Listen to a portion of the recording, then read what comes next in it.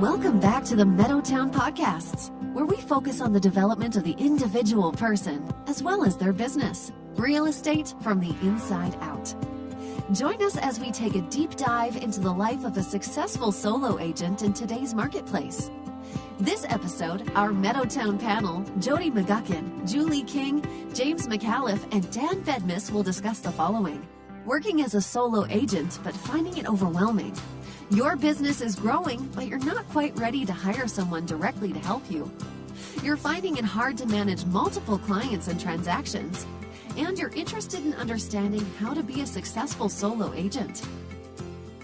Everyone, you saw the agenda, and we invited these four wonderful people to come do this with us.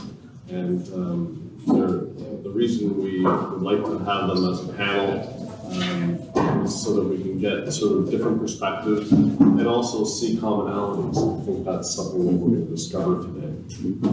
Working as a solo agent, as we know, is sort of the heart of this business. And the whole team model, obviously, is a whole other part of the business, but there's a big part of our business that is single people out doing their thing. And today we're going to hear from some of the top people in our company, talk to them about how they do it. I sent them some questions, some sample questions. These are not the ones I'm going to refer to today.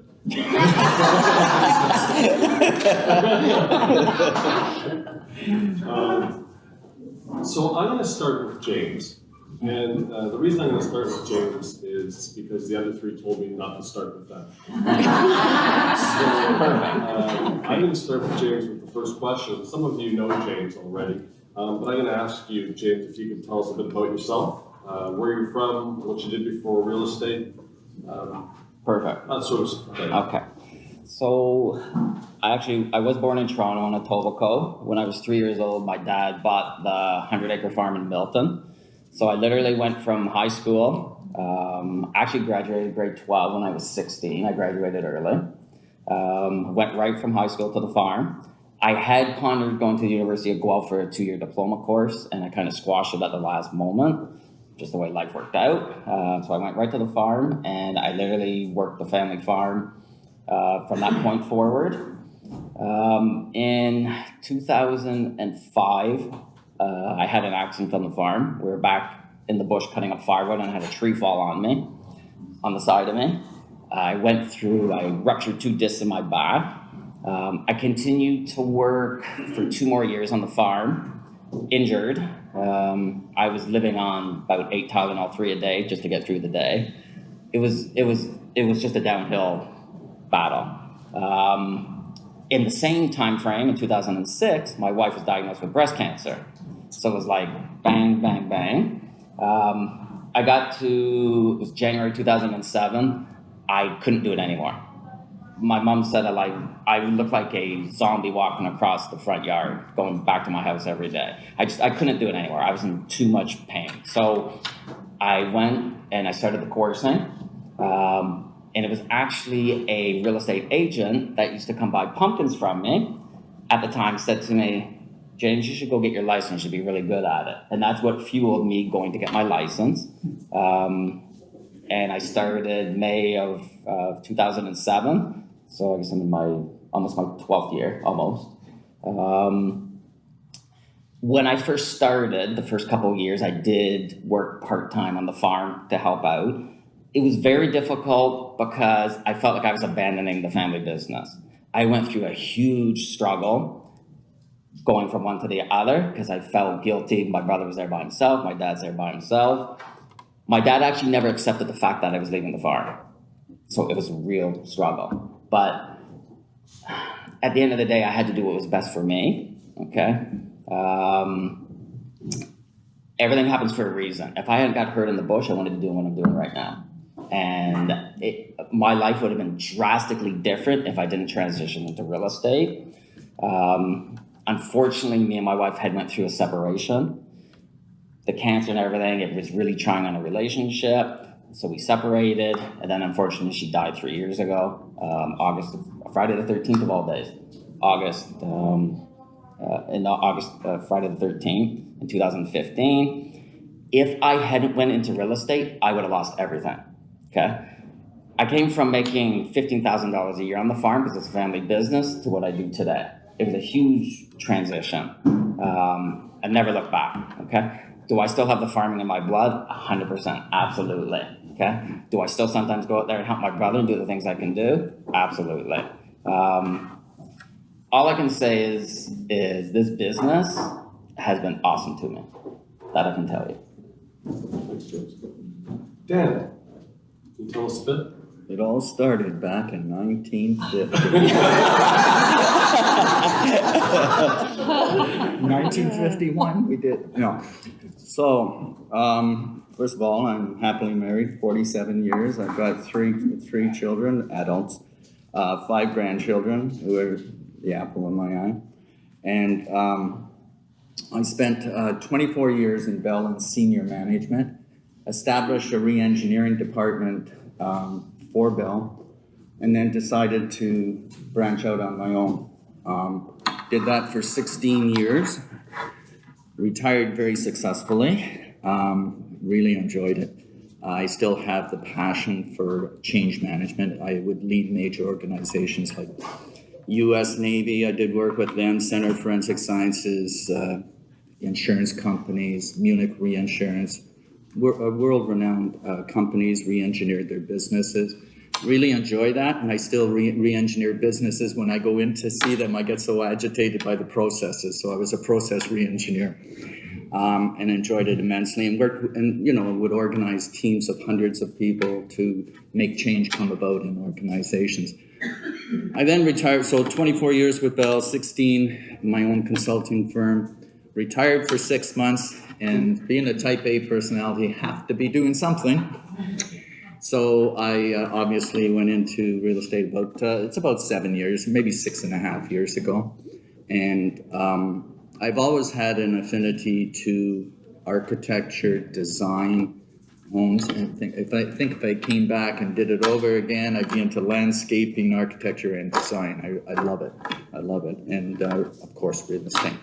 So that was my passion. Really was into the real estate arena. And then when I got a taste of it, it was a little.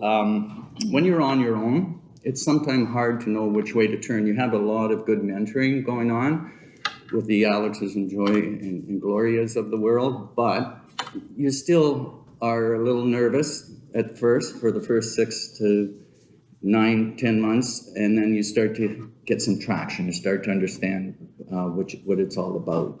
And it is different than what you originally thought it was. It is quite a bit different. And when you go into it, you do have to be ready for a period of no income or low income for the first period. And thank God I had a good grounding financially coming into it. So that's an advantage I had for sure. Jodie. I've been in real estate almost 18 years. I was previously an HR manager with a financial holding company, and I was lucky enough that when they started divesting a lot of their subsidiary companies, it gave me the time to get my real estate license. So starting with that, I thought I was going to work part-time in real estate, and my broker at the time said, no, you're going to delve right into it. So the one thing that helped me is I was a coach with Skate Canada. I was a competitive figure skater for years, turned professional, and then coached with the Georgetown Figure Skating Club. So that really gave me a little bit of a heads up in terms of connections, even though figure skating, real estate have nothing to do with one another. It just got your face and your name out there, and then people, eventually started to take a chance on me, and that's sort of how I got my foot in the door. I only work on referral. It's just one of those things. I'm sort of not an introvert. My colleagues might say I'm an extrovert, but I'm not big on doing door knocking or open houses. I'd rather give to my colleagues to do. I always figured that if I do a great job with a client, they're going to refer me to family and friends, and that's how I've built up my business for 18 years. I take each client individually, whether it's a 24-year-old millennial or the retiree at 75, and really work with them one-on-one and make them feel like they're my only client would be the best way I've approached my business for 18 years. And it's just continued to grow. So I haven't changed my model. I'm not tech savvy as Matthew Hill will attend. He fails me out of many situations. I'm not a big marketing person either. I've just started actually doing a little more marketing, making sure all my Google, Facebook, Twitter, Instagram are up to date, which I probably should have done years ago. But everything has served me well up until this point. So I just always make sure that my clients feel like they're number one. So. Thank you. Julie? I've been in the business for 21 years. I've had a couple of careers prior to that. I started off in the corporate world, and I've always been in customer service, so I was in the temporary staffing industry. Started with a really small firm as a receptionist, and grew with the company over 18 years, and ended there with director of operations. So it was a good run. I was married at the time. I decided to get out of the corporate world, and we bought a Pet Value franchise. So I got into the retail side of things, because if anybody who knows me knows that I'm an animal lover, and did that successfully for quite a few years. And then I got divorced. So my husband bought me out of the Pet Value store, and so at age 41, I found myself starting my whole life all over again, career as well as home, and really wanted to be self-dependent and self-employed and not work for anybody else. So real estate I thought would be a fun business. And I delved in. Obviously it was hard at first because, like I said, you're just starting all over again. And but it ended up being okay. I started with a small boutique firm when I first got into real estate, and then moved over to Meadowtowne 16 years ago. During that time, I also helped manage. I managed the Georgetown. At that time, we had a little Brampton office open. So I did that for a period of time, learned a lot, and decided that I wanted to come back into the sales side. So I came back in and stayed with Meadowtowne. And I also don't have kids, except four-legged, and which are my babies. And that's me in a nutshell. Great, thank you. Dan, I'm going to start with you this time. How do you develop business? I've got two angles I take on promoting the products and whatnot. I have local, where I advertise quite a bit, actually in the local media, newspapers and whatnot in my farm area. But I also decided to do outside towards the eastern part of the GTA. So I have a grounding of advertisement that I do depend on, that is constant. It's in your face. So I'll give you an example. The Flamborough Review, the Milton Champion, in there every week, come hell or high water. And that's actually a promotion that I offer to my clients, saying you're going to be into the media until you're sold. And then also have an arrangement with the owners of the Homes and Land magazine, which is an upscale magazine, as most of you know, as well as the Tim Root, the owner of the real estate book. So that gives me a wider range. So I'm looking at developing on a local level, but also on a broader level. So I do that. I'm finding, though, a lot of my business are referrals now. Even though it's only been 6.5 years, a lot of it is coming back. But when I do meet with someone that's been referred to me, they'll say, "Oh, I saw you in the Homes and Land magazine," or whatever. And I do get quite a bit of business from that area. So I do a lot of, the people still like to touch the advertisement. It's just the way it is. I'm not into social media. I don't do social media. I probably should, but I'll be honest with you, at my stage and where I'm at, I'm comfortable. And how far do you want to go? It would be nice if I wanted to establish a team, fine. But to me, that's not where I am in life. Solo is really advantageous for many reasons for me. And I'll share that later with the group. Feel free to share now. Well, I feel that I have the freedom to make decisions, That to me is a big one. Once you have a team, there is some dependency, interdependencies, and I know that because I used to head up teams of hundreds of people. So my life experiences tell me what is right for me right now, and solo allows me to have that freedom. It without dependence. It has its fallbacks, drawbacks, I should say, drawbacks where you haven't got somebody beside you that I can turn to Jodie and say, well, now, how would you handle this or that? I mean, yes, I can talk to my mentors and ask them, but they're not right there for every minute of the day. So you are making a lot of judgments, decisions on your own, but I do heavily rely on my business experience. I got a wealth of business experiences, right? I've got 50 years of business experiences, and they kind of get me through making those decisions. So it's the flexibility of being solo. My time is whatever I want it to be, and I don't have the interdependence on other members. So I find that very, very helpful. And I sprinkle in there that one of the first things I do is I contact my daughter and my daughter-in-law and say, what are the 5 grandkids' activities? And put that in the book. And I navigate around that, and I find it works. And I even communicate with my buyers and sellers accordingly. I've got a tournament I gotta go to. And they are very understanding. Sellers and buyers are very understanding of that. They're human, So I find that works well. I might have broadened into a few of the other questions, but it melds. It all melds in. That's how I handle it.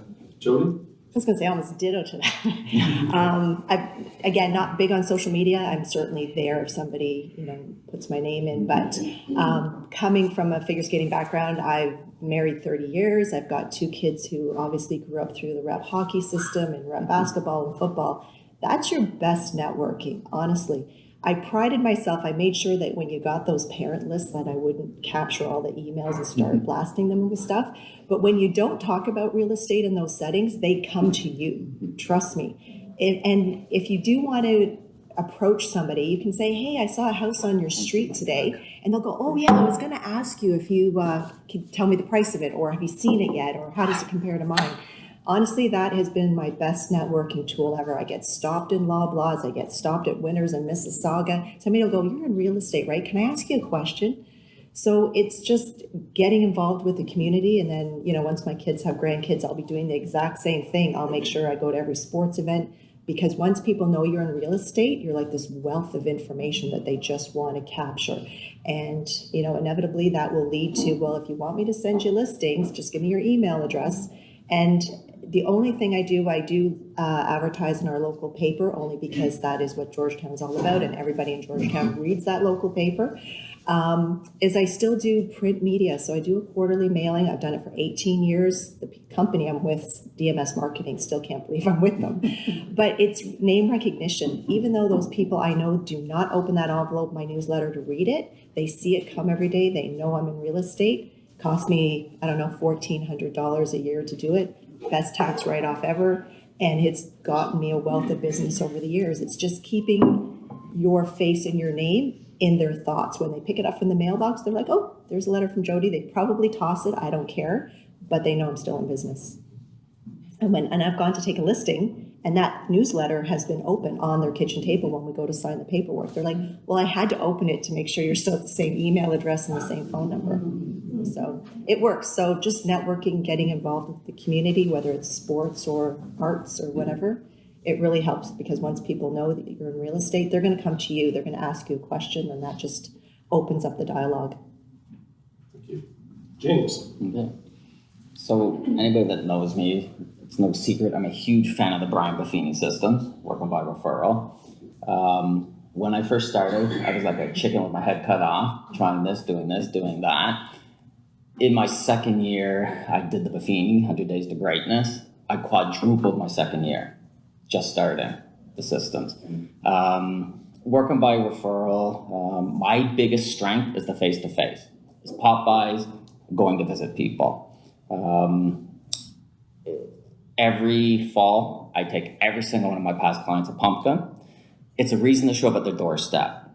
the kids call me the pumpkin god. Okay? They don't call me James, they call me the pumpkin god. So it gives you a reason to show up at their doorstep. Same at Christmas, I go to the Mint Chocolate Factory on Kennedy Road, and I buy about 120 boxes of chocolates, and I literally spent 3 weeks, starting December 1st, delivering chocolates to every single person. Whether it's the pumpkin or the chocolate, if they're not home, I snap a picture, I text it to them or email it to them and say either Happy Halloween or Merry Christmas. I always get a response, always, okay? The people I don't see at Halloween, I make a point of making sure I show up at the Christmas time so I still get the face-to-face, okay? Pop buys is a huge thing for me. You do have to set precedents when you show up. I use the excuse that I have to pick my son up at karate in half an hour a lot, or else you'll be there. You'll have certain people, you'll be there for 2 hours talking to them, okay? There's people that draw you in and want you to have a coffee or tea with them. There's certain people where, hi, Merry Christmas and goodbye, and that's good enough for them. You have to learn who wants what, okay? But you do have to, like I said, you could spend 3 hours there. You'll get certain people that want to talk. I do the 3 notes every day. So I do about 15 notes a week. And I do as Buffini says, that's the first thing I do in the morning, okay? And I'm gonna talk about this a little bit more, time management. As a agent, time management is the key to it. We all have the same amount of time in the day. It depends on what you do with it. I do a monthly mailer. I do client parties, okay? Client parties are huge, okay? And to put it in perspective, I do my client parties at a place here in Mississauga, Gabriel's Restaurant. I've known them ever since the day they opened, since 1995, 96. And to put into perspective, and if you advertise in the Mississauga News or whatever, it's $300 to $400. I typically do my whole client party for about $400, okay? I usually have about 20 people come. I do it there because you can eat, you can play pool, it gets people up, socializing instead of just eating and I want to leave. I always walk away with at least a transaction from those client parties. So if you look on return on investment, $400 to our average, I'm going to say average commission now is $12,000 to $15,000. I mean, that's a huge payback for that amount of money invested.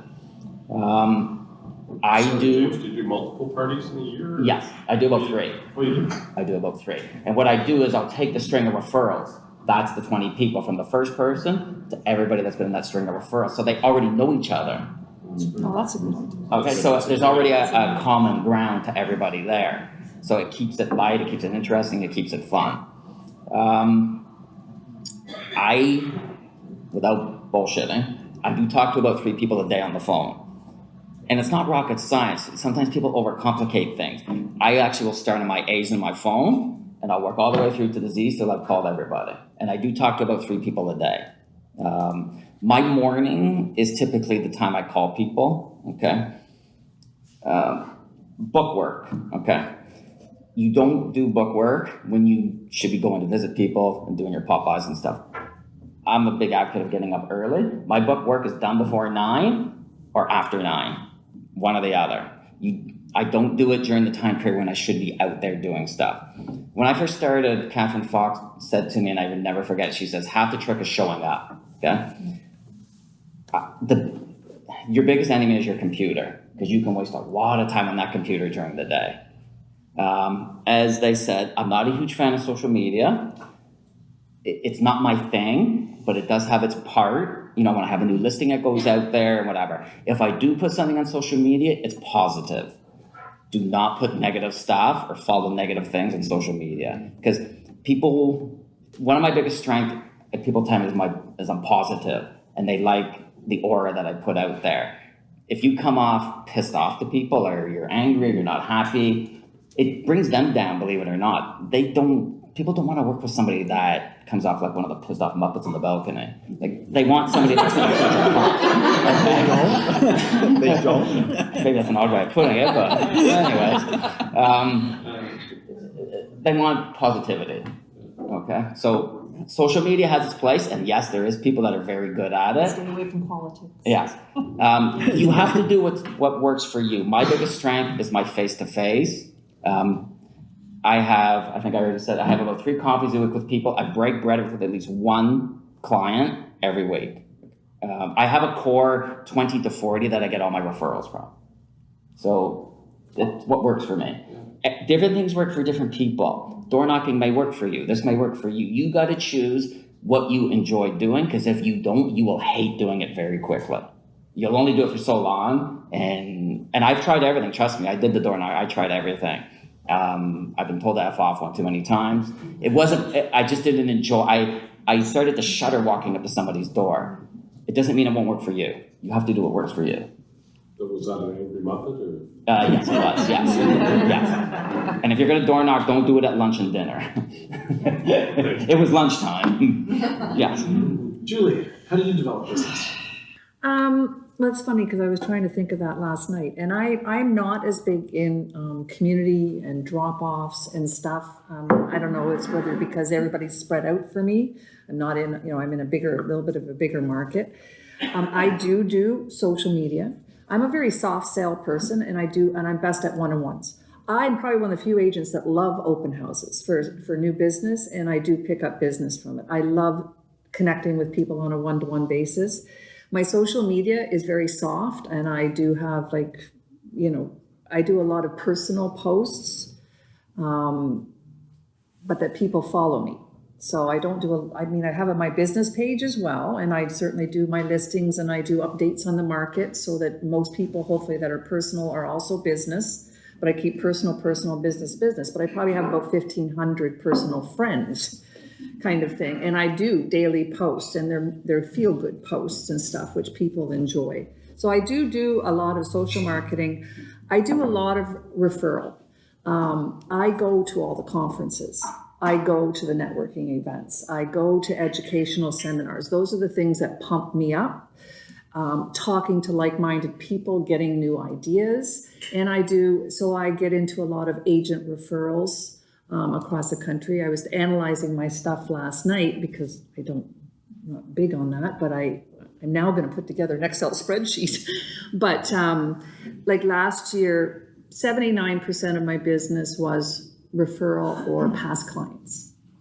So referrals is a big part. Probably about 20% was agent, another 38% was from past clients, and then another 22% of the business was repeat business. So only about 20% is new business or warm or cold leads. So I spent a lot of time developing on the referral side, and I manage my database. I don't do pop arounds and stuff, but I'll do like the home show tickets. There's a fine example where I sent out 75. I picked 75 of my past clients or people I'd like to do business that were more local, and I did handwritten notes to every single one of them and sent them all home show tickets. When I do Christmas cards, I do personalized Christmas cards. I send out 350. I start in October. I get my list, and I write little letters in every one. Hey, how's the dog, Charlie? And hope you're liking the house. And those are the kind of personal things, and sending the calendar. I do phone calls. I do touch base things. I send them updates on their market, and it's more in a one-to-one. I also do a monthly newsletter, which I send out to my database every month on updates. So those are the way I touch base. So I really try to baby my database. So, as far as cold business and leads, probably more open house. I am not a door knocker. I learned that very early. I'm not a really good cold caller. I took the, what's his name? Chris Leader. Yes, sorry. Chris Leader course I took 5 years in a row way back when to try to master door knocking and cold calling. And I hated it. I hated it with a passion every single year.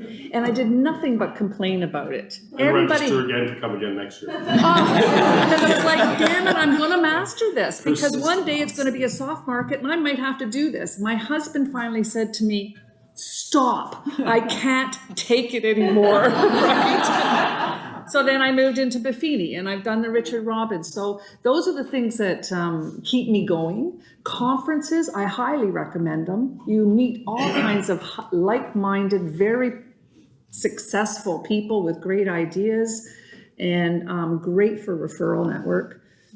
And you just have fun at it and treat everybody like you'd like to be treated yourself, and it will come around for you. Thank you. Time management is something that's come up with all of you. I know you're all very good with your time. What should you delegate away? What's the first thing you should give away as you get busy and not do yourself? Dan? I hate the paperwork.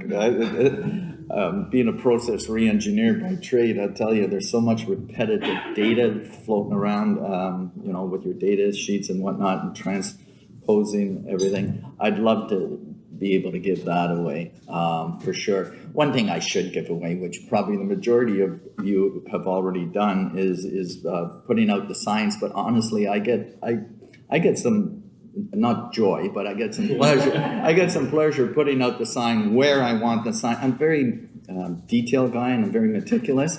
So I kind of like to take time to do things and do them the way I like them. Doesn't mean they're right, but I just get pleasure out of that. So I want to put the sign where I want it, or I want to put 3 signs on. I just listed one over here, and I wanted 3 signs, and I wanted them done a certain way. So if I had delegated that, I guess I have a hard time letting go. That's probably a good way of looking at it, because I want it done a certain way. And honestly, I think that's one of my trademarks is people realize I take the time to that level of detail. But I would like to give away the sign work and the paperwork, but the paperwork means you slowly are edging into a team arrangement. I am very much a hands-on, and what I do promote as one of my differentiators, my competitive edge, is you're dealing with Dan Bednis when you sign, and I say that, you're dealing with Dan Bednis. I am not delegating to anyone. You got an issue, you phone me, and by the way, I'm 24/7, literally. And you can come to me, and I know where all the moving parts on your transaction are, or your situation. It's not just a transaction. So I take a lot of value of that, in that, and my clients see value in that. So I feel I can go head to head with a team. A team doesn't intimidate me whatsoever. I feel I have a sheet that I hand out, and I say, here's my devotion basically to you. Here's what I'm going to do for you, and here are my differentiating factors. And most importantly, we spend time on, you got a question, you call me. So I can see your marketing, Dan. I'm not a team, I'm a one-man army. I'm a one-man army. Yeah, and one thing I was, and like, we're not staying on topic here necessarily. I want to mention something, what I learned going through life, through business, and that is, you got to spend money to make money. You hear me say that. They get tired of probably me saying that, but you got to spend money to make money, and I spend probably $80,000 to $100,000 a year on advertisement. I do that much. Promotion. Okay, I spend a lot of money. It's out of my pocket. But I wasn't there in day one 6 years ago. No way. I was a lot, I was starting like the rest of you. You haven't got money to put into it, a lot of money. So you've got to get that first one and start building it up. But being in business, I learned where's the value change? Where do you go to make value? So you've got to figure that out, and that's sometimes difficult as a solo agent. You say, oh geez, should I spend $1,000 over here or not? But you'll get to a point where, for the ones that are newer, you'll get to a point where it's only $100. Don't worry about it. If you have to retake the photos on a $2 million listing, who cares? It's $500 in the scheme of things. So it's all got to be done relative. So it's getting to that point. I know it's tough in the first few years, but once you get there, you're not going to let the little things bother you, especially on a financial level, because, it's necessary in order to be successful. So it's my story. What was the question? Yeah, I have no. And that's what happens to Delegation of me. duty. And this is what happens to me when I meet a client, is we start and we just kind of navigate around on the Yeah, you sucked discussion. us all in. I sucked you all in, yeah. But anyways, I just wanted to make some points, was the point. Thank you. James, what do you give away? Right now, nothing, but if I did, it would be, again, paperwork, running to get the feature sheets, running to put the lockbox on, probably more on the client care side than the actual taking the listing and details sign. It would probably be more, the follow-up, have you called your utilities? I'd probably delegate those things more than my one-to-one personal of the listing and stuff like that. That would probably be more what I would delegate. Yeah. Sure. I'm the complete opposite. Sorry. I just heard What was that? I'm the complete opposite. I absolutely love paperwork. I came from an administrative background. I know it sounds weird, but We're in the right business. Yeah. So maybe that's why I'm successful. I don't know. I love making sure my files are kept in order. I want to make sure that if I'm on vacation, I can hand my file over. It's organized. They know what's been done, what waivers have been signed, amendments. What I do hate. And well, back to the administrative, you have to keep detailed notes. So if you know that waivers are due, amendments are due, or if your client has mentioned, oh, by the way, can you tell the agent that, the GFI outside doesn't work? Make sure you have a running list in your calendar. I wake up every morning, same thing, early. I have the 35 things I got to do that day. They're not all going to get done because life happens, but I make sure they get transferred to the next day, and you've got to keep on top of that to-do list and keep on top of those little things that you might forget. We used to, get reminders at the office, oh yeah, your waiver was due, Friday for financing home inspection. We don't get that anymore. So, but it's really important you keep on top of what needs to be done. I love the whole putting the lockbox on the sign. I don't know, to me it's still exciting after 18 years because I know it's exciting for my clients. So when it shows through you, it reflects on them, like they realize how excited you are for that new listing. I think that's my personality, which is why I get the referrals, because I take each one individually.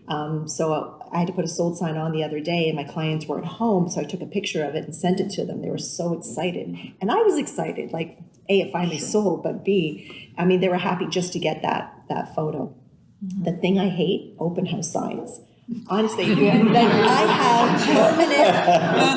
I have permanent scars on my shins from the legs of those open house signs. If there was one thing I could give, I've asked my husband to do it. He goes, oh, so you want my shins too? Because you pull them quickly and then it hits. Anyway, I could have had stitches a couple of times. So that is my one pet peeve. But anyway.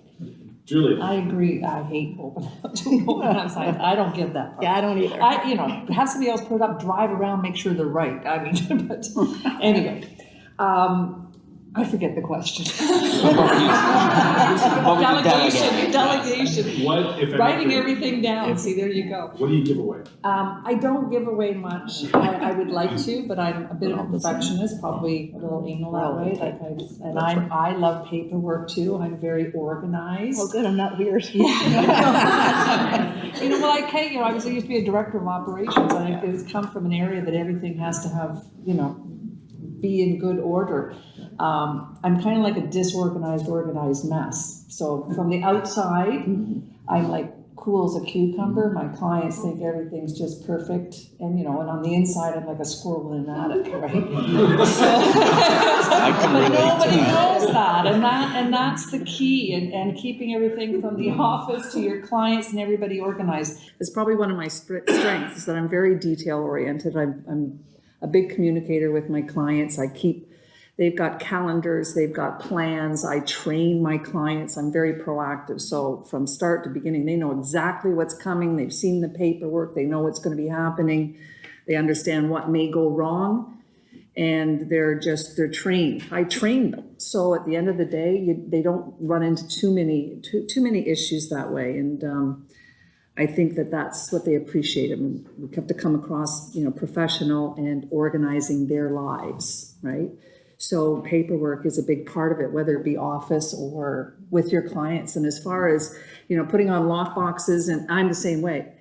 I wouldn't delegate anything that has to do with touching my client. And whether it be a lockbox, dropping off the feature sheets, making sure everything's good. If I could delegate, it's probably a lot of time project stuff, helping me get my newsletter ready, database cleanup, one-off Excel spreadsheets, things like that. I would love to have somebody that I could delegate projects that sit on the corner of my desk gathering dust because I never have the time for them. Possibly setting up, your staging and your appointments kind of things, but not anything that's going to touch with my client. I would never delegate that. But non-money making stuff is what you have to kind of prioritize. What's money making, what's non-money making, and then make sure that your money making items are done first. But you have to, if you don't stay up your paperwork, you're going to be a mess. You're just going to be a mess. And it will come across as a mess. Thank you. Jodie, what's your biggest challenge as an agent? Well, I guess every year we kind of go through this. So like December, January, it's like, oh, where's the business going to come from? So what I tend to do later in the fall is start touching base with existing clients, because after 18 years, you find that your clients run in cycles. So every 4 to 8 years, I find I start reaching out to those people, whether it's just by email or if I run into them, out in the community, you start touching base. So that you've got that potential client for the next year that you might be working with them, starting to send them listings. So for me, it's always the fear of, okay, where's the next dollar going to come from, because, every year, even though we all probably have steady income or it goes up and down slightly, it's always sort of steady. But really, when you think about it, what if they all decided not to move or you didn't get any new business? Where's it going to come from? Right? So I tend to go into panic mode, like late fall, January, even though I may have had a very successful year, you start to think about, oh God, where's it going to come from starting in January? Because that's when the spring markets happen. So I always find my biggest challenge is, okay, it's October, November, get my butt in gear, start reaching out, start talking to people more. Yeah. It's not funny, and that's when a lot of people take their foot off the gas. Right. They go into sort of, I've had a good year mode. Winter hibernation. Yeah. And then, so the credit card statements come in third week of January after a great Christmas break. And that's when a lot of people go into panic mode and start doing what you're doing in October. Right. And so that's really good insight. James? My biggest challenge is when multiple people want to see houses at the same time. So you have to get extremely good at telling people when you're available. Okay. I typically will give people two choices, and they pick one. Okay. I know the market's fast sometimes, and sometimes, so you have to. I know this. Say I got 3 people want to see houses at the same time. Okay. You have to know where that person is at. Are they ready to make the move right now? So you do have to kind of pick and choose who you're going to serve first versus the person who, they're just starting out, maybe they're not really ready, they're just testing. You have to kind of get that in your mind, and I know it's an awful thing to say who's the most important, it's not really the right way to say it, it's who's the most urgency, I guess, kind of thing. I have made great relationships with people in my office who do help out at times, okay? As a new agent, you must make good relationships with other agents in the office, okay? I am a huge open house person, okay? My bread and butter in the first 2 years was open houses, okay? I will tell you that. That's where a lot of my business came from. Like I said, I have relationships with people. If I do have those people at the same time, will help me out. Okay, you can't be afraid to ask for help when it comes to that circumstance where you have 2 people where it is kind of urgent. You got to show them houses at the same time. So my biggest challenge is when multiple people want to see houses at the same time. But you can't be afraid to ask for help, and you have to make good relationships with other people in your office to help out. Julie. time management for me, truly. I'm not as good as, and maybe it's because I don't have children or whatever, that I'm not as good at closing off time for myself. I tend to, I mean, I do, but I'm not good at saying no. I'm not, come on, please, okay, right, So I'm a soft touch that way, and so sometimes I run by the seat of my pants on the inside, and but I think probably the biggest thing in time management is time management for family. I think that's probably the most important thing. I do Friday night for me is date night. Like my other half and I go out every Friday night for dinner, whether it be wings and beer or a nice dinner, doesn't matter where it is. Unless I'm actually in the middle of an offer, we head out, and that's our, converse time. If I don't see him all week long because I'm out there, that gives us a time to kind of breathe. And then I go away for the month of January, and we go to Florida, and that's my marriage saving month. That's what I call it, marriage saving month. Now I go to the spring market and off I go, right? So that's about the only time framing I have as far as time management, and that keeps. I mean, I've already, like I said, been through a divorce. I'm not going through another one, so that's my balance. But that's about the only balance that I have. Other than that, I'm pretty at the beck and call of my clients a lot of times. So I'm not so good at it. To touch on that, and on a personal basis, everybody knows I say what I'm thinking. It's all out there. Remember I told you I ended up separated? When I first started, you take anything, any phone call, go show any house, whatever, okay? And I would always ask my wife, you sure it doesn't bug you? You sure it doesn't bug you? You sure it doesn't bug you? I will tell you, your better half is keeping track. Yeah. Okay? Check marks on and the I'm board. gonna say, Especially if it's female. yeah, I'm gonna pre-warn you. They may be acting like it's not bugging them, but it's bugging them. Okay, I had it all thrown back at me at the end of the day. Okay, I now take an hour for dinner. This weapon of mass destruction goes over there. Okay? It's important to have that time with your better half. You got to have balance. Okay, or you will end up, unfortunately, like I did. So, and it's not a good place to be. You got to have a happy medium. You can't work 24/7. You do have to take that time with your other half, whether it's date night or whatever the case may be.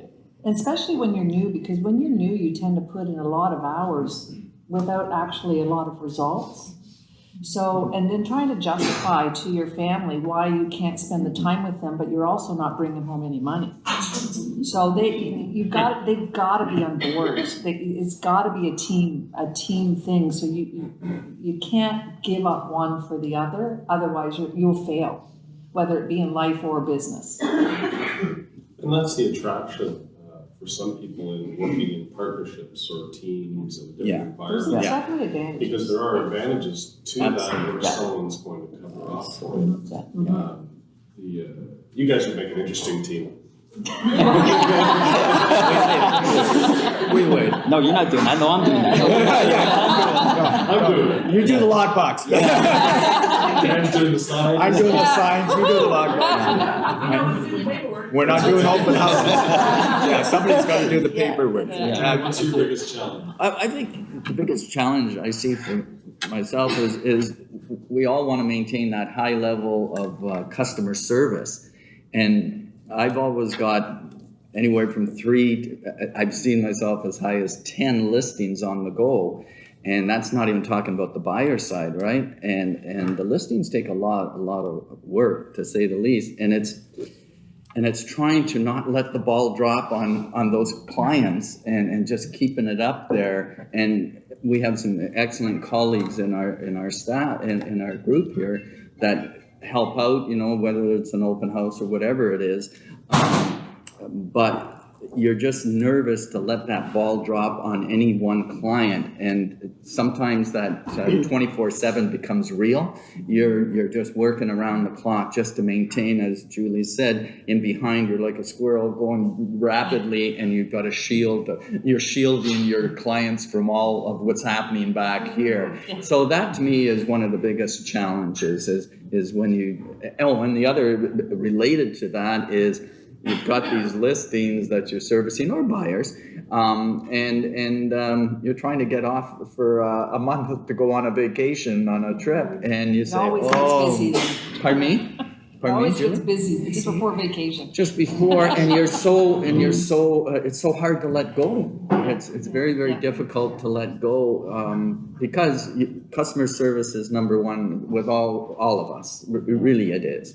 Otherwise, we wouldn't be in this business, because if it's not number one, we've got a problem. Sure. It's got to be number one. So it's letting go, or figuring out a way to navigate around when you've got a whole list of listings or number of buyers you're trying to service, and not let the ball drop. That is a challenge. Because you know what, too, it's always like it's feast or famine. Like It's feast or famine. If you could only schedule and say, well, no, I've got enough listings this month, let's put you on hold, and in the month of April, we'll do, these 3. Yeah, and how about June? I'm available in June. yeah. But it's not, So you doesn't try happen. to It's like schedule, it everybody doesn't, comes it doesn't work out. So that's our biggest challenge, I think. One thing that has come up, if you read between the lines, but I'd like to bring it up, the level of detail that each of these people do in their businesses, I think would surprise you.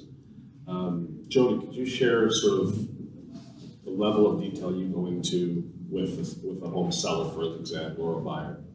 Well, I think the biggest thing is they want to be made to feel number one, whether they're your buyer or your seller. And I've always prided myself on the fact that I'm going to get back to somebody right away. Because if I phone somebody, I call them, I expect a response, not like the millennial generation within 30 seconds, but within 15, 20 minutes if I can, or at least acknowledge their email or text or phone call. And it has gone a long way. I've had people email, there's lots of people that work shift work. If somebody's sending me a text message at 10 o'clock at night and I'm awake and I'm just watching TV with my very understanding husband of 30 years who's had to go through all of this, I'll get back to them. Because if I don't, it's one more thing to add to my 35 things to do the next day. So, and he doesn't mind, he's like, whatever, right? Like, it could be just a quick response. I might have to make a phone call. But people go, oh my God, I didn't expect you to answer the phone. I didn't expect you to answer the email. That's the service they expect, I think, anyway. If they're hiring an individual agent, they want to deal with you then and there. Sure, I get emails at 2 or 3 o'clock in the morning. Of course, I'm not answering them because I don't keep my phone beside my bed. It's down in the kitchen charging. But if I can pick up the phone, like we've all had the dreaded, oh God, I don't want to talk to that client. It's going to be 2 hours. I go, you know what? It's 2 hours of my time tonight, or it's 2 hours of my time tomorrow. I'll pick it up at 9 o'clock at night. And they're like, oh, I was just going to leave you a voicemail. Well, no, I'm here. Talk away. And usually they'll keep it quick, as opposed to tomorrow morning where it's going to be that 2 hour phone call. So they then tell their friends, or, now I'm starting to get their kids' homes, right? It's that trickle effect down now. And those kids love that instant satisfaction gratification when they're 24 to 30 and they're buying their first house. They're like, oh my God, this agent's getting back to me right away and she's old, So, but I would rather do that. I would rather if somebody says, hey, I know it's really short notice, but can we see that house you sent me? Can we see it like in the next hour? I'm like, you know what? Let me try. Even though I may not be able to, you try to juggle it, but at least you've made the effort. And if they see that you've made the effort, you can say whatever you want to say. I couldn't get confirmation. I can't do it right now, but can we do it at 5 instead? They feel like, they're number one. And that has served me well. There's all social media marketing, whatever, but that sort of customer service and making them feel like they're number one has done really well for me. And it doesn't cost anything. It's simple. It just, you know what, I do the same thing. I block off time for myself, like Tuesday nights from 5 till 9. Jackie will test this. It's women's golf day at North Hamilton. But again, with technology, you can do a ton of business walking down the fairway. It's multitasking. It's keeping yourself organized, because I'm one, if I can get it done now in the next 10 minutes, it's one less thing I got to do Or when I remember, finish the golf or game, remember. or remember to do. Exactly. Yeah. That's great. James, what would you say your top couple of best practices are in your business? Just pick two. If I had to pick two, Yeah. is the face-to-face, having the pop-bys, going for a coffee. It's probably my level of care. And I don't mean just during the transaction, I mean that period between the transaction is firm and closes and after. That is probably one of my biggest strengths. The worst thing you can do is sell somebody a house and they never hear from you after closing day. So if you're looking for referrals and for the referral system to work for you, it's the worst thing you can ever do. I actually call all my buyers a week after closing and ask them how are things going, just to touch base. Sometimes it's a 2-second phone call, sometimes it's, 15, 20 minutes. Is that always a smooth call? Usually it is, believe it or not. Usually it is. And if there is any issues, I help them through the issues. My sump pump, it sounds fun. And then I take care of the issue. People want their hand held. They're hiring us to hold their hand, okay? And I'm gonna just briefly on this. When you go into listing presentation, they're gonna hear the same thing from all of us. I do feature sheets, I do open houses, I do this, I do that. You have to show them it's your time they're paying you for. That will get you the listing. Is them knowing you're there for them and they're gonna have your time. When you go to a lawyer, what are you paying them for? Their time, okay? That's a big part of my listing presentation is showing them how I'm gonna walk them through the whole thing, and literally they all have to do is hold the pen and sign paperwork. That's your power in a listing presentation.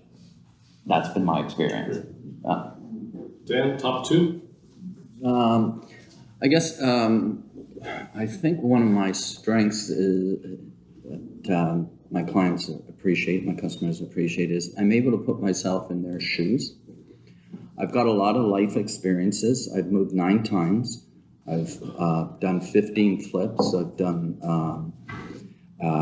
many renovations, and that experience comes in very handy. But it's being able to put myself in their shoes and have empathy for where they're at in a stage in life, whether it's a divorce situation or I deal a lot with elderly because I have the farms and the people are retiring and there are different things happening in their life.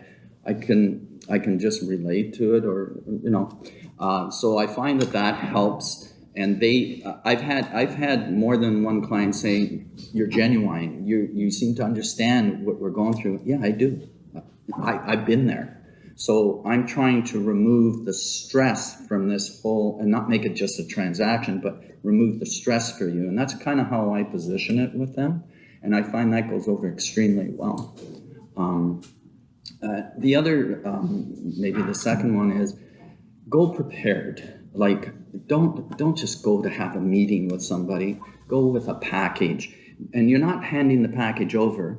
I rarely hand the package over, but I go through everything with them. So it may be just a phone call. Could you come take a look at my house or whatever?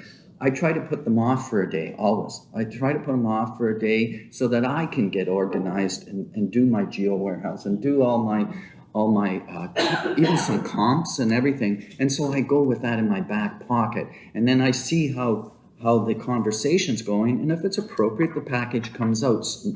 Or different aspects of the package comes out because maybe they're not ready. Maybe it's a year from now, whatever. Well, okay, here's the goalposts on the approximate value. Rarely do I give a value on the first meeting. I just say to them, I just had an elderly couple on Highway 6 out my way, I said to them, you know what, I'm gonna go down to the city to see if rezoning is a possibility on your property because we could get more. I anticipate, because it's on Highway 6, it's going to get rezoned. But I just want to do a little, no problem. We appreciate that. We've had 2 agents we've listed with. We're not happy. We just love what you're taking the time to do that. So my wife would often say, you spend so much time on going overboard, but at the end of the day, it pays off, and not only in dollars, but it pays off in satisfaction. And I get a high from a client being happy, like they're thrilled and shaking your hand at the end of the day saying, thank you very much. Well, we didn't get to that point immediately. We got that through the little things that you do over and above that other agents won't do. You know, I've dug out the access to the septics, right? How many times, James, have we done that? And I've dug out when it's this deep, I'm serious, and they're in vacation having a great time while I'm digging their septic so that we can get this deal done. You know, rather than cheese out a whole bunch of people, I get the rubber boots on and I come out and I do it. Right, James? Yes. Okay. Doing the unexpected. We do the unexpected, and that's what they're looking for. Yes. Right. And so when you put yourself in their shoes and you're looking through that lens to the agent, you say, oh my God, he's doing that for me. He's going to talk to my bank manager. Well, of course we all do, but you know, we're going to do this, we're going to do that, and we're not complaining. Would you run down and would you go to the city? Absolutely. In fact, it's essential I go to the city. Yeah, that's going to cost me a half hour there, a half hour back. I haven't lost an hour. That's the point. I've spent the hour, but it's going to come back in spades. And that's how you get your referrals, is what's the difference between me and you? Okay, we can all do the paperwork. We can all do the transaction. What's going to be the real difference? And he just touched on it again. If you want to get top dollar for your service, it's the unexpected and doing things Over and above. over and above. Absolutely. Absolutely. And you'll do things that your partner will say, what are you doing? Like no other agent. I get this all the time. No other agent would do that. And I says, right. And I just answer back, right. And I said, are we successful? Yeah.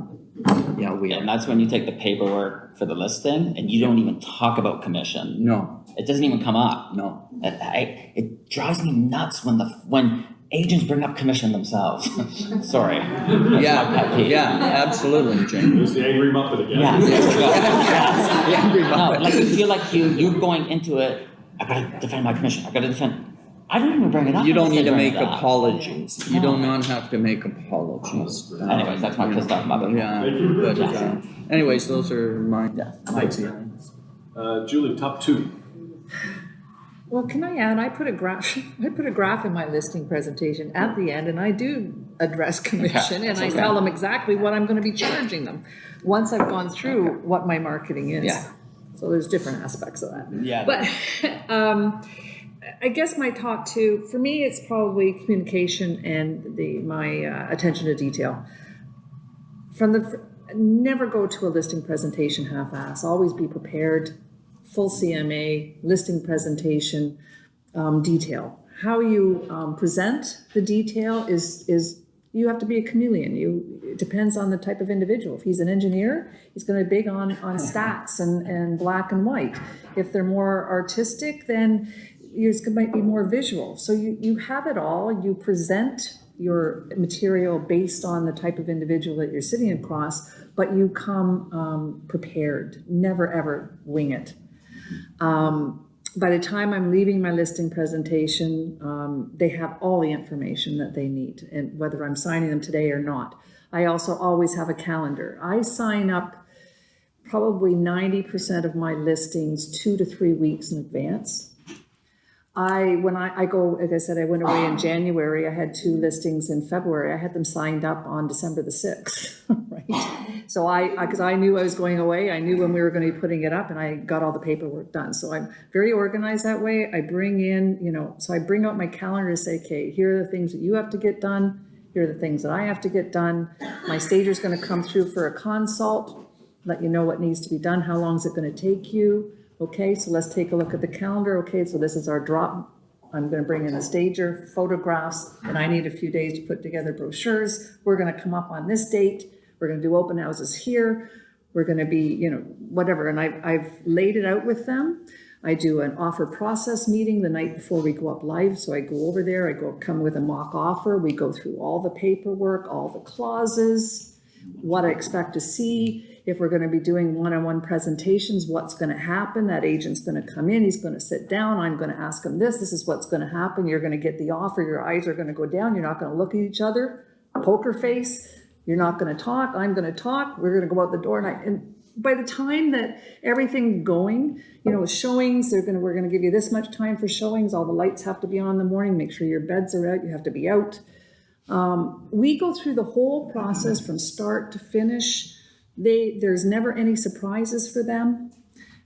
We have aluminum wiring. If we're not going to do ESAs up front, this could come up through a home inspection.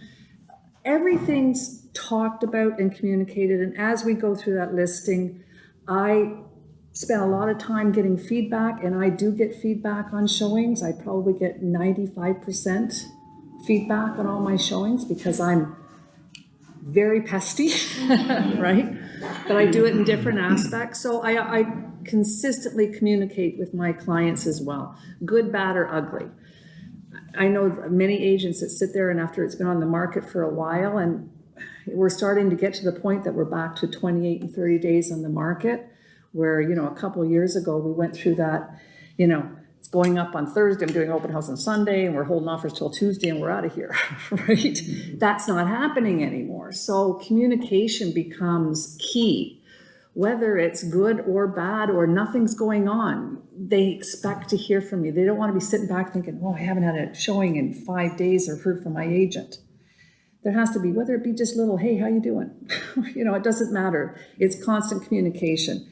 Those are probably my two strengths. And if you were ever to go on my website and look at my testimonials, of which I get testimonials from most of my clients, the thread of three things for me is professional, good communicator, attention to detail. That will be a common thread throughout my testimonials. So that's probably my strength. We have time for a few questions from the room. If anybody would like to ask any questions that we haven't covered. Duncan. You take me back to my first year in real estate a long, long time ago. Let's go back to your first year. Was there one event, a person, or an aha moment that really was the spark or the catalyst that sort of said, okay, here's how I do it? I'd be curious. Because I think back to myself, the spark I got, and I'll answer for myself, was, how's it going, Duncan? And I said, well, it's going pretty good, a lot of interesting people in the office. And remember, the successful agent said, take the best of the best in the office that you admire, and in the end, you got to do it your way. You got to take the ingredients, because we have a very diverse and successful panel here. But in the end, you got to do it your way. Because if you try and emulate someone 100%, usually they'll fall on your face. So I'd like to take you back to your first year.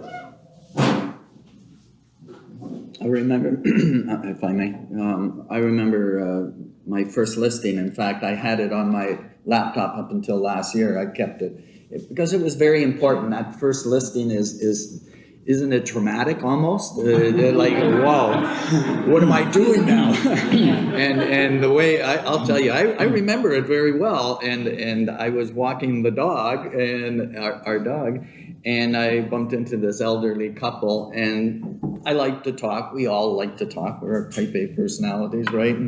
And I just remember it was almost like gaining a friendship. And so with the first couple, and they were ready to retire and downsize and whatnot.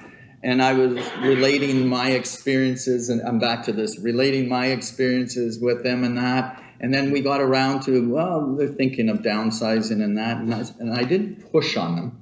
I just said, well, maybe we should get together. I'm a little unsure of how to approach this. And then I pulled back and then set a date, and then I met with them. So I don't know if I'm answering your question, but I just remember that first time was a difficult time, yet an exciting time, because when we put the lockbox on, that's exciting. And the for sale sign, well, that was my first. And the way I edged into it was just simple conversation, almost empathy with this elderly couple.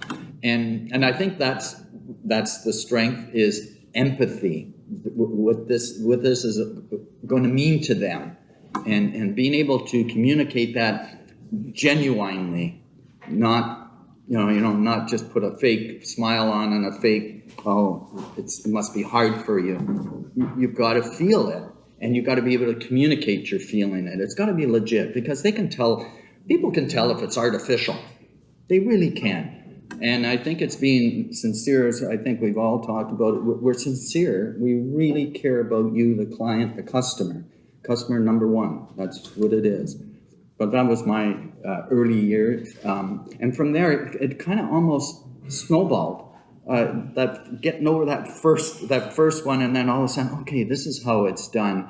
And then, of course, you're scrambling behind here again, trying to understand the paperwork, even though you had training. But I mean, come on, it's your first one.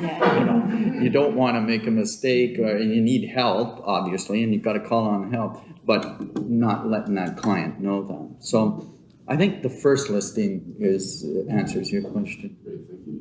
I think, you're right. The first listing is when you all of a sudden realize, oh my gosh, I'm going to be part of people's lives for 2 weeks, 2 months. I mean, depending on how long it takes, you all of a sudden become the social worker, the listener, and I remember coming home, psychiatrist, coming home going, oh my, what have I got myself into? Right. And that first listing took forever.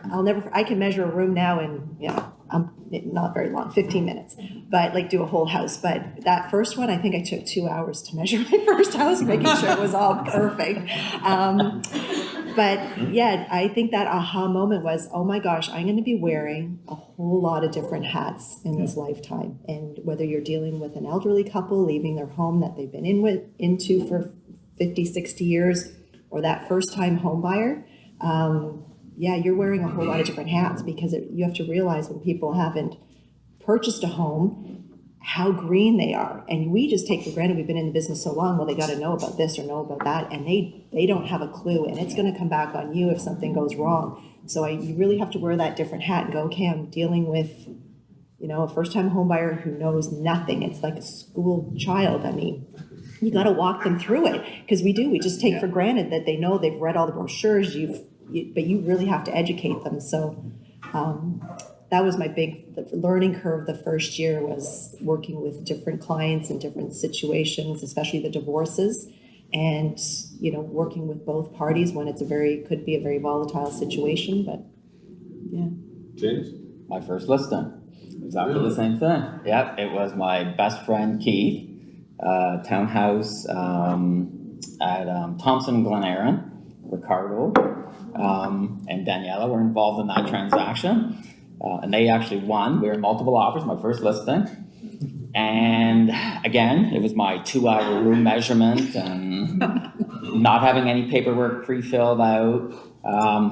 The biggest part of that was my aha moment, was after the fact, that night, Keith looks at me and he says, "You're James the realtor, you're not Jim the farmer anymore, are you?"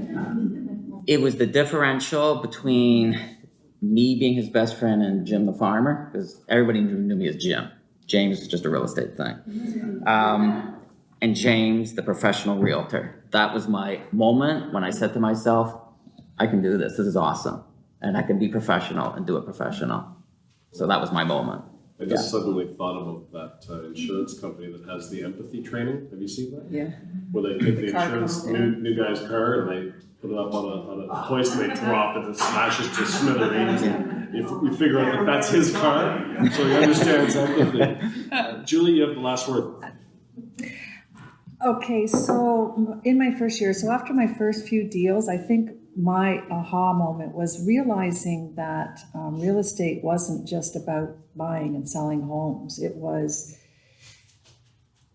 you're transforming people's lives. It's not just their biggest investment, it's their family, their lives, whether they're moving cities, divorcing, downsizing, whether it's happy or sad, they're looking at you to get them across the finish line as easily and less stressful as possible. And there's a lot of onus on your shoulders to try to get there. What other business in the world do you meet a client and in such a short period of time, and sometimes it can be as much as a second meeting, you're hugging. You are their best friend. their confidant. You get entwined in their whole life for a very short period of time where they can't live without you, and you are their everything to get them across that finish line. And it can be a very emotional thing, and you become friends. You know more about people in that short period of time, and their fears and their happiness and their family and their dogs and whatever that may be in a very, very short period of time. And then you kind of drop them in their new home and their new lives, and you may keep in contact, but now you're back out of their lives. I always, when I close off, I always send, my nice little letter and my survey and all that kind of stuff. And in there, in my last paragraph, I say, and when you start having Julie withdrawals, which is so true, call me anytime, find out what I'm doing, kind of thing. But you will find that. So you have all kinds of things in common. They've been in your car, you've talked about everything. And I don't know about you, but I'll find, like, let's say a year later, I pop by and have a glass of wine, or maybe it's 6 months after, and see how they settled in and say hi. And it's always really friendly, but it's not quite as close. Because now they've moved on to their lives. You're no longer that important part of their lives, and you still have the cursory conversations and how are things going, and I love your house and all that kind of stuff. But now you've got that distance now where you've both kind of moved on. It's so great to see you and come by anytime, and you're kind of out, but you're not having those really close conversations that you used to have. So I think that was my aha moment, to realize that treat people how you want to be treated. Everything will come around, and realize that it's not just a house. It's somebody's lives. And if you can keep that in the forefront of your mind, then you'll do well. Well, is there anything that any of you would like to add before we wrap? Can I ask a question? Sure. You Julie, you just touched on something with regards to having in your car. Do all four of you take your buyers out in cars, or do you have them following? Okay, follow. Yeah. Follow, sorry, yeah, follow. Yeah. It depends. If I'm going out for the day and we're going to go see, it depends. I mean, if they've got like 2-year-olds, you follow me, But if it's a couple or a single person and we're going to be going out for the day, which used to happen a lot before. I mean, you start off with a new buyer and it's like, okay, we're going to go see 7 or 8 houses a day. Maybe we're going to meet the office, or maybe we're going to meet the first listing, then hop in my car, let's go around and then come back. Today, a lot of times it's like, once you get going, you're going to see 1 house or 2 houses, and let's meet there after work, and let's meet there. That's, much better. So it depends. I mean, I've certainly done excursions, but it doesn't happen as often. If I'm wanting to show them the neighborhood, what I'll do is we'll use the phones in each other's car, and I'll talk to them, look to your right, look to your left, and I find that they really like that, because then they can have a bit of a side conversation. You want to respect the fact that they need some candid talk amongst themselves, and I find that works really well. So I live in the village of Carlisle, and so I love to show in 15-20 minutes the Carlisle village. So I will take them to the different spots and tell them what the price ranges are of where we are, and tell them which homes have sold for what in there. So giving them a lot of my knowledge, but not be in their face. So they're in their own car, we're on each other's phone, and they often say afterwards, "Oh, I quite enjoyed that. That was good." So I'll do that, but rarely do I get somebody that wants to come, or do I encourage them to even come in my car? I just, it's not the way anymore. No, used to be 18 It years ago. used to be. I remember when I was buying earlier, it was the way, but not anymore. No, I've done that, especially if it's a single person. I'm taking them out to see a few. I like to sit in the car in between and say, okay, because I always say, especially if you're seeing like a lot, if you're going out and seeing like 7 or 8, one always meshes into another. So I'm always one to say, okay, so after each showing, we're always gonna rate 1, 2, and 3, right? So if this is a definite no, let's say it's no. Does it bump up our number 1, or is it number 2? So you get in the car and you say, okay. So what'd you think? Nah, I didn't like that, or Yeah, do you think it's, okay, I like that, okay, do you think it's number 1 or 2 or 3 based on what we've seen? So at the end of the day, we've got to top 3 to kind of narrow in on. Amy, you had a question? Just, maybe a ways off for you guys, but what structures, if any, do you put into your business with an eye to transitioning or retirement? Sorry, simple. I wish, So my husband works for the government, thank God. So he'll be retiring in 5 years, so he has a government pension. But I've been very diligent in setting money aside in RSPs. So hopefully we'll have an equal amount of income, yearly. Just it's one of those things, that's where most of my money goes, is back into an RSP. I need the tax write-off anyway, so. Sorry, I thought you meant more of transitioning to give your business over to somebody else. sorry, to that's sell what you your meant. business. Oh, okay. Yeah, financially, Yeah, yeah. A, how are you gonna survive, B, is your business gonna be sold, transition, whatever, and we talk to that. Yeah. Because you've built a successful database or clientele, so what do you do with it? Yeah, you know what, No, like in 5 to 10 years, it's almost like you need to, partner with somebody where you're gonna find get a somebody referral. who would. You're gonna get a 25% referral That's or right, whatever. a newer agent or Yeah. whatever that you could slowly start transferring in to take over. Which would be a nice income stream. You guys might be getting calls after. Yeah, I'll be in that mode in probably 2 years. I did retire comfortably 7 years ago, so I'm having fun. I'm having fun right now. I to did be it the honest last with you. 6 months again, retired. Yeah. I mean, I definitely would work on it now where, you Yeah. can start establishing relationship with somebody that if, they take on your clients, because your clients are gonna obviously contact you and you're gonna go, well, I'm in Florida for the next 3 months. Yeah, so you wanna make sure they're in good hands, so. And that's happening with some of you in the office already anyways, where you're teaming with other agents to do the transition. So that makes sense. And finding somebody that's the same personality as you, so that That's the hardest. exactly. they're kind of getting the That's same hardest. product in Yeah. return. Yeah. And that's the same reason why you're not necessarily on a team, Yeah. because you need. You're demanding of yourself, and Exactly, you so have. it's hard to find that other person. It is. Who It will is. transfer over that. I think if you see a common element, I think we all have such a way we do things, and it's hard to give it away to somebody else to do it. Because we're so diligent. Even when I go away Yeah. for the month in January, which right or wrong, my iPad, my laptop, my iPhone goes with me. I take my own calls. It's a slower time of year, so it's a good time to get away. And I do have somebody from my office on the ground if I need to, show something here, and we work out a deal to do that. But it's the time of year. I don't go away at any other time of the year. It's just simply because, I can't. I mean, I can, but I don't. Right?